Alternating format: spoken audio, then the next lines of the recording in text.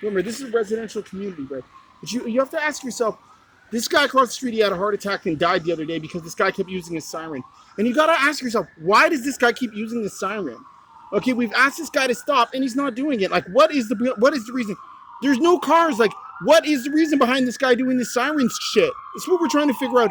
This guy obviously is harassing us, and somebody needs to bring this to this reason. Why does this guy keep using his siren? What is the purpose behind this guy using his siren? Doesn't he think that people have heard him by now? This guy, honestly, people need to start making big complaints about this guy. Look at this guy. Look at this guy. Look, he's crazy. Like, honestly, he's a maniac. Look, there's no cars. It's just this crazy lunatic. Right? This guy's a nut. Right? He's crazy. I'm serious. It's a fucking threat to everybody. Yo, he killed somebody the other day by making all this loud noise. And he's still doing it. Right? Honestly.